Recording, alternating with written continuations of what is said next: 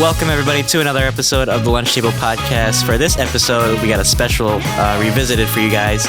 Since the debut of Creed 3 is coming out in theaters pretty soon, we wanted to look back at some of the older Rocky movies and the other two Creed movies as well.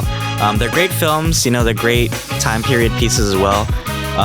We just watched it recently, or rewatched it, so Akram, I want to get your thoughts. Yeah, one of my favorite franchises, so inspiring, and also based in Philadelphia. I think that's the most iconic thing, right? And we had the statue of Rocky in the Art Museum. So Rocky is so iconic, and it means a lot to so many people, and I think the successor Creed is noteworthy as well. It means something to other people as well. But yeah, so let's get your thoughts. Are we doing this episodically, or we're just gonna... We can go beat by beat. Let's go beat by beat. I just finished rewatching Rocky, the first one, actually. And it's so passionate, and it really put not just Sylvester Stallone, but I think Philadelphia as an icon, right? They did such a great job showcasing. I mean, we're Philly natives, so we're used to those kind of locations, but it was just great, just seeing them, and it feels like a humbling movie, because a lot of movies you think take place in New York or Los Angeles, but Philly is a very specific city, and it has a lot of heart and a lot of passion. So I love that they showcase that. And yeah, when we first see Rocky, it's such a departure from what we see down the line, where he's kind of like this hero of the community, but the first one, he's just kind of this loan shark enforcer, pretty much like a bum. He's living in this rundown apartment. But I really love the first one because it was more like a love tale than actually a boxing movie. Mm-hmm. But all the other movies that came after it kind of follow this kind of trope. With the whole workout montage and everything. But the first one, I think it just was such a standalone, in my opinion. What do you think? Yeah, I mean, it's a tale of the underdog, and again, why Philly's so famous is I feel like there's a lot of underdogs here, right? Hidden gems. And I also love the first movie because it was kind of red pill, I'm not gonna lie, because Adrian was very supportive of Rocky, right? She was his rock, and I hate that saying, but I'm gonna use it here. She was his rock, and who knows, maybe he couldn't have done it without her. I think a lot of things that happened throughout his upbringing, the people were in tandem with that, and they really helped propel his career forward. Like Polly, if Polly didn't do certain things, right, he wouldn't have gone for it. And Mickey as well, right? Mickey was a big proponent. And yeah, Rocky is what you think of when you think of boxing movies. There's the movie Southpaw. I really enjoyed that with Jake Gyllenhaal, Rachel McAdams, but not too many movies can emulate that underdog feeling. And it's really realistic too. I mean, when an actor comes from that type of setting and they're struggling, look at Daniel Craig, right? The actor from James Bond. He used to sleep in park benches, and look, he's James Bond now.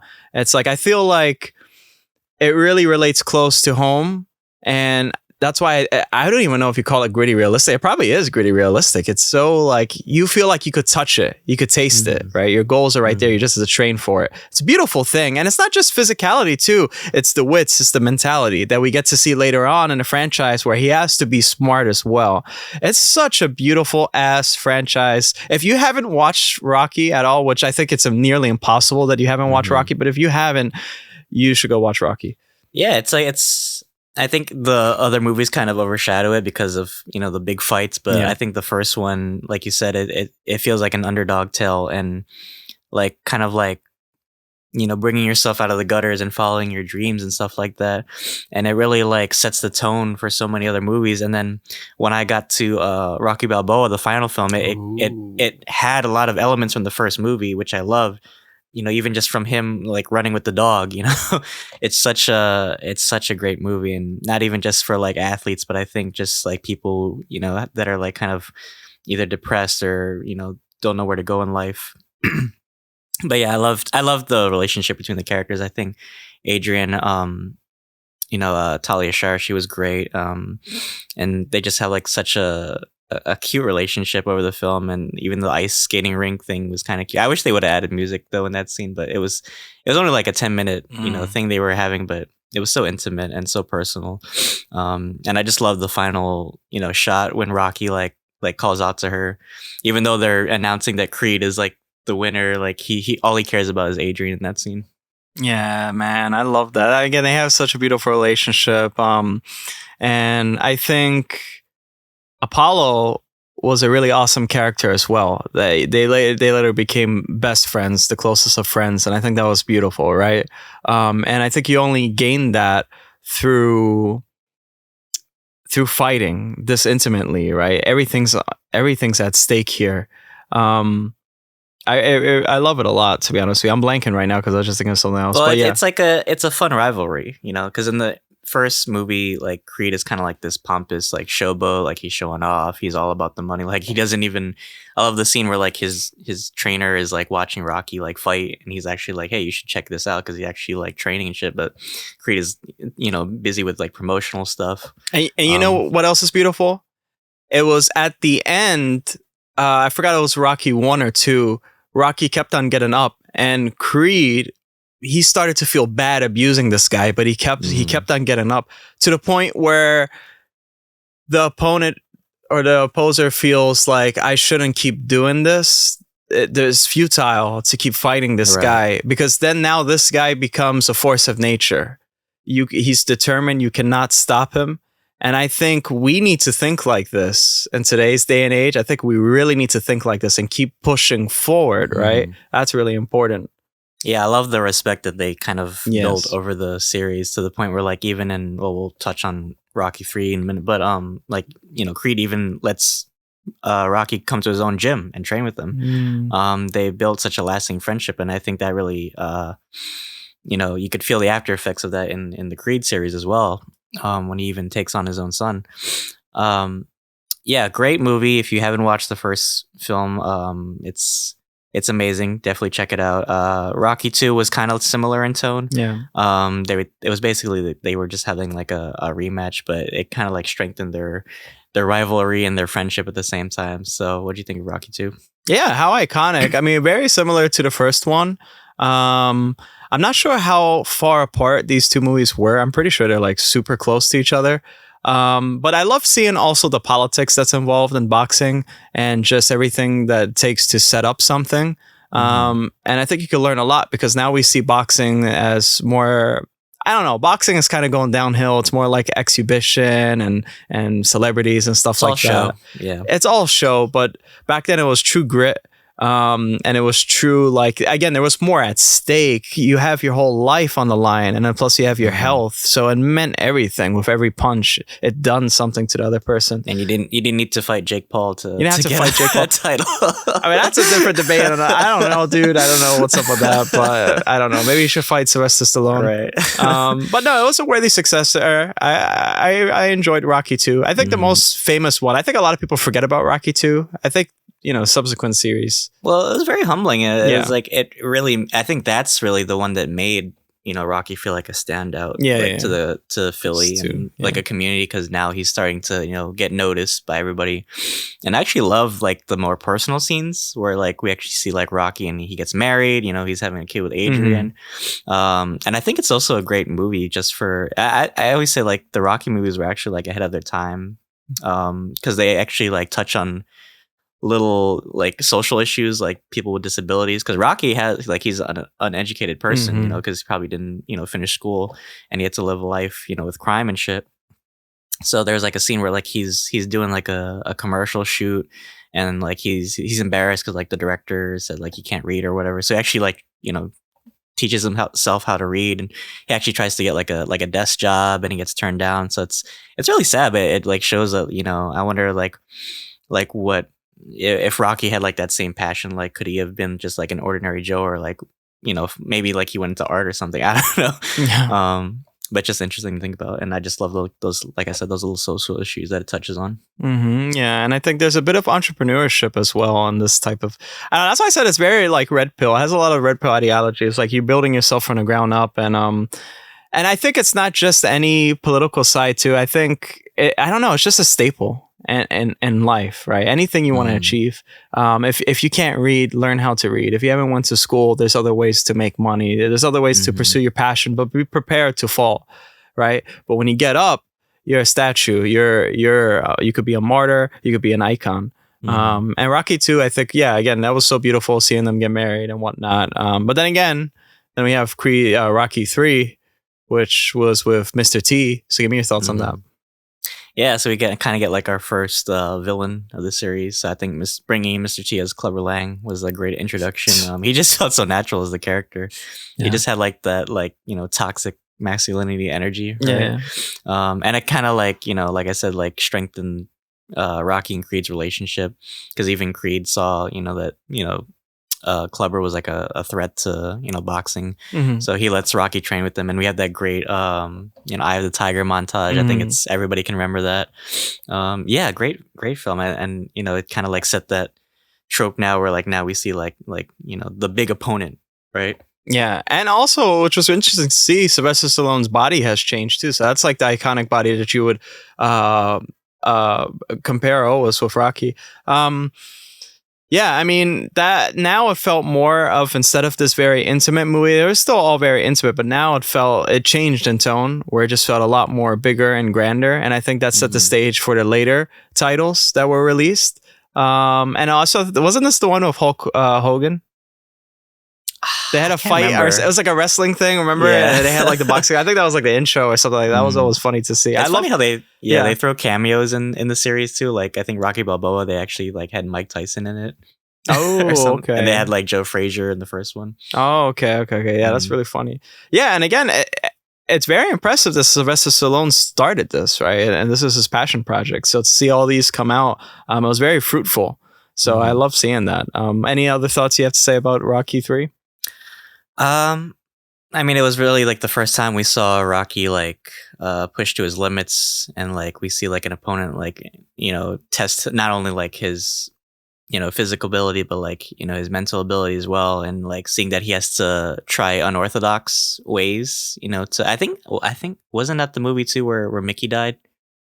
Oh, I think so. Yeah. So it was kind of hard, because he's going through like this heartbreak too. He just, you know, lost his mentor too.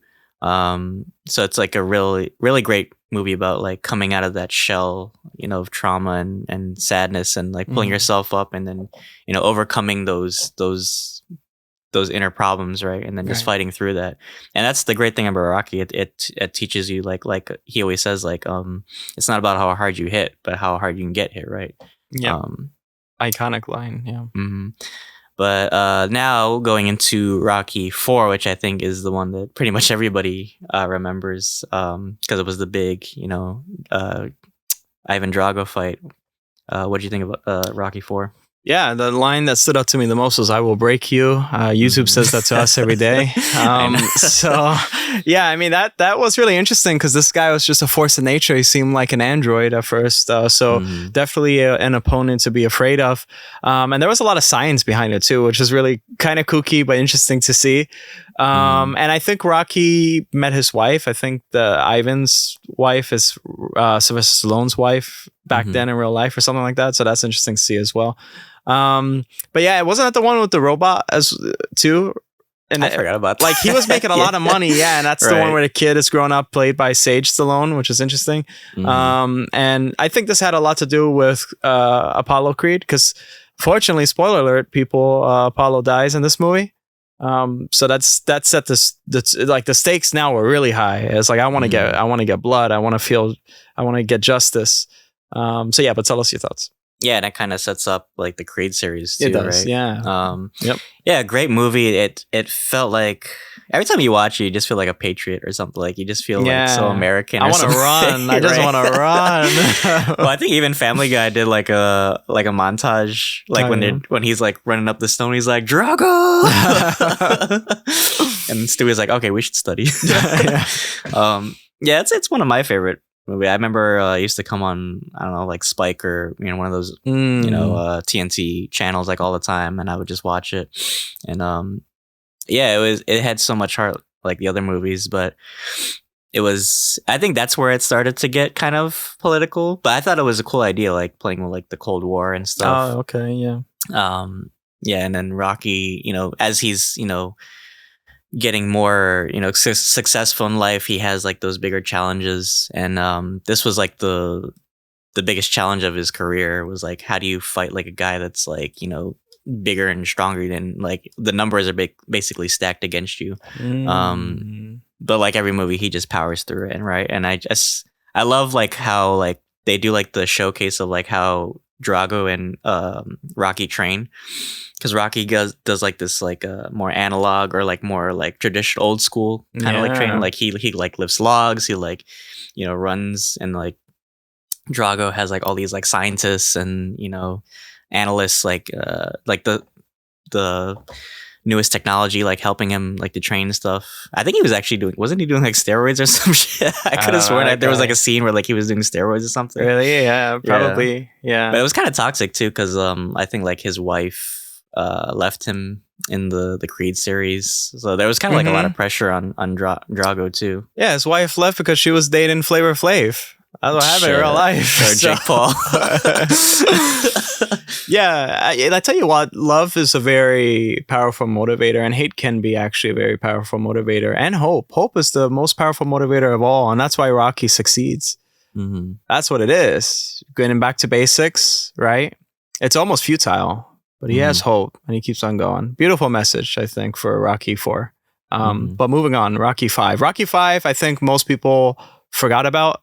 I know I have. That's where Rocky now is kind of getting back to the Philadelphian roots, and things are looking kind of grim for his finances and stuff like that. Yeah, because that was the movie where like he lost like all his assets and stuff. Yeah. So he had to move out of his mansion to. Oh, we didn't even mention like his son like in Rocky 4. Like we get to see like his Rocky Jr. Yeah, that's what I said. Yeah. Played by Sage Stallone. Yeah. Oh yeah, I'm sorry. And then so Rocky 5, we get to see like Rocky kind of like is kind of obsessing with boxing, and then like he's kind of forgetting his roots, and so even though he's going back to Philadelphia, he's forgetting where it all started with like his family, right? Yep.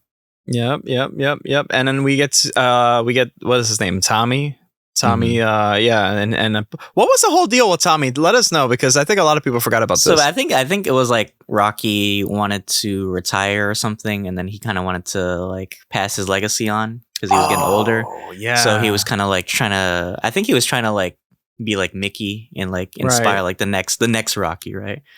So he took on this young kid because he saw like a lot of potential in him. But then I forgot the guy's name, but there was this like shady manager that was like trying to get deals with Rocky, but Rocky turned him down. So he took Tommy under his wing, and then Tommy kind of like said, "Fuck you, Rocky. I'm better than you in every way." So it was kind of toxic. And then I think there was like but I think everybody just remembers it for like, he was kind of losing touch with his son, which we see over Rocky 5 and Rocky Balboa. It was kind of sad, but then like he kind of remembers like, at the end of the day, boxing is his passion, but his family is the more important thing, right? And then that's what happens at the end. The guy says, "Touch me, I'll sue," and he punches him, and the guy flies through a windshield. And I guess after that, that's all she wrote. He lost a lot of finances, probably because Rocky Balboa. I think personally, I know Rocky Balboa, I think, is the most significant one when people think of Rocky. I say this, the reason why is because when I was younger, because came out when I was younger, the news was talking about this one particular scene between Rocky and his son. I never seen like news just cover one scene and then this quote, and I think that hit people hard. And I think Sylvester Stallone wrote that line too. And it meant so much to him, and it means so much to people still to this day, and they use that and they say that consistently. That speech I always hear now, like over like Instagram or like TikTok reels, or I hear it like in fan made videos, because it's so powerful, it's so iconic. And even though it's I don't know how many people really remember Rocky Balboa, but it's when I rewatched it, it was very sad, watching it, because it was like. It wasn't even like Rocky was like fighting another opponent. It was kind of like Rocky was like fighting time. Yeah. Because he was like in a whole new world. Like everything was like, very fast paced. Nobody like really remembers like the veterans of the boxing world, right? It's kind of like more capitalist now, I guess. But yeah, it was a great film. And I think it really showed us like, who Rocky really is. And his legacy, because for the audience watching that fight actually in the movie, it's different. But for us to watch that fight and he ended up actually losing, and I don't know, it's like he lost, but he became a martyr, it's more significant, and it meant a lot to the audience. That's where they really played towards the audience a lot, and that's why I think people still remember this movie so much, especially that particular scene. My goodness, what a beautiful! And then also they replaced the actor for his son. So played by Milo Ventimiglia. Why all these people have complicated ass last names? But anyways, my God, what a beautiful movie though. Me personally, that's my favorite Rocky movie. But yeah, do you have any other thoughts before we move on? Yeah, I mean, it was like the thing about the Rocky movie is it's like it doesn't matter if he wins or loses. He will always be the underdog, right? I think it's more powerful when he doesn't win. Yeah, to be honest, because especially in Rocky Balboa, because he was getting older. He was trying to apply for like a boxing license, and they were turning him down. And everybody, even his son, was telling him, like you shouldn't go through with this because you're getting older. Just retire and live peacefully. But he was kind of like he was like, I'm doing this for myself. I'm not doing this because I want to like impress anybody, right? I just want to prove that I still have a fight left in me, right? I'm not doing this because I want to win. I want to do this because I want to prove to everybody that I still have the beast, right? He said, I have the beast inside me. And it was sad because like he didn't have Adrian, in that movie, and Paulie was kind of having like this mental decline. I think Paulie's character he's kind of like the same in every movie. But I think the last movie he kind of realized, what he did to Adrian, because he was kind of like toxic to her, was wrong. But I like that the Rocky and Paulie became close over the series. Yeah. We didn't even mention like the iconic the run like he does with like the art museum steps with the that's the famous theme song. It's so powerful, the music, everything, and it really made you proud to be a Philadelphian. Hell yeah, one of the most iconic things too, I think, in filmography history. And it inspired not just boxing films, but now we see like a lot of like athletic films now that kind of like follow the same tropes, where like it's not just about the sport, but it's about like the problems that people have dealing with, and like their sport is kind of like their outlet or like their passion to escape like these real problems. But yeah, we see like like you said, like Southpaw, Real Steel, even though it's a sci-fi movie, it still kind of has those tropes in it. That's true. But yeah, the Rocky series is such a beautiful franchise, and I think Creed 1 and 2 really kind of adopts those themes, and it does a great job of carrying on the legacy of Rocky. I think so as well. Yeah, and it's really cool to see it from a different point of view. The story is being told through a different point of view, and yeah, Creed is Apollo Creed's son. And it had a 95% Rotten Tomatoes score, and I'm pretty sure it did really well in the box office. And it's a worthy success for, and I think for the Black community, also very iconic as well. And yeah, it looks like we're gonna get a whole saga from this. So now, currently, soon it's gonna be Creed 3, which is really I can't wait to see them do the review with that. So who knows? Maybe he's gonna go down the same path. But he has a good head on his shoulders, and he has a mentor such as Rocky to back him up. And I think it's really sweet too, because the friendship that Rocky and Apollo had. So it just brings it closer to home, and it makes it even more sad. Like I say sad, but I think these movies are just very sometimes bittersweet. They hit you in the feels. They're very powerful movies each and every single time. And we get Tessa Thompson in the first one, which is really cool to see their dynamic. Like that's a new Adrian. And she's an artist. It's really cute.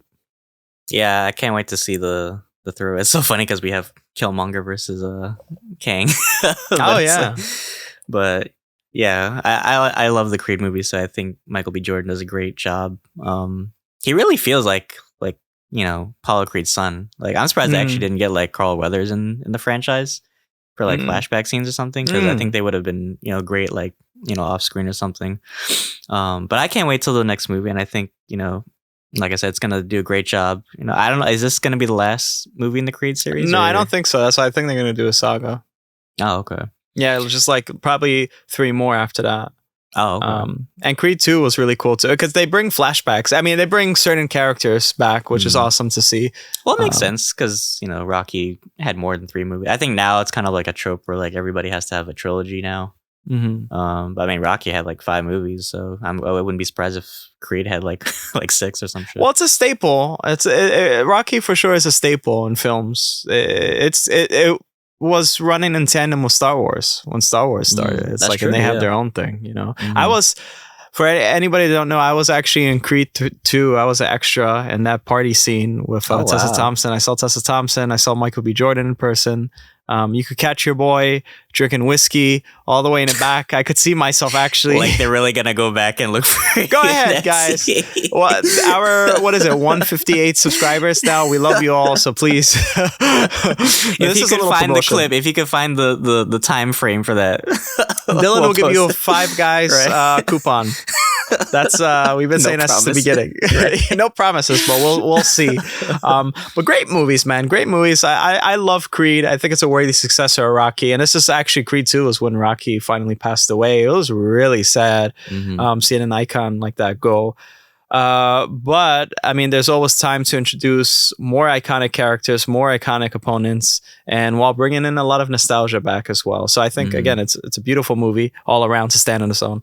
Yeah, I think you can bring in new characters like Creed, or they don't even have to be related to Creed or Rocky, but as long as it kind of has like that message of like the underdog. Yes. I think it really like encapsulates what Rocky was all about, right? They're transformative. These movies are really transformative, and you see, Adonis has a different situation than Rocky had, or even Apollo had, and it's like it's still the underdog. Like, let me go back. Like I have some money. But let me train. Let me go back to the basics. And you get to see those shots of Philadelphia and with the dirt bikes and stuff. I remember that in the trailer. I was like, oh, this looks so epic. Isn't it crazy too? Because like Michael B. Jordan played Killmonger, and Killmonger was kind of like the underdog, and now like here he's kind of like the one that like the underdog is after in a way. Yeah, it's so interesting. He's a very strong actor, and he has a fire to him. Like he can explode when he has to, but he's also very stoic.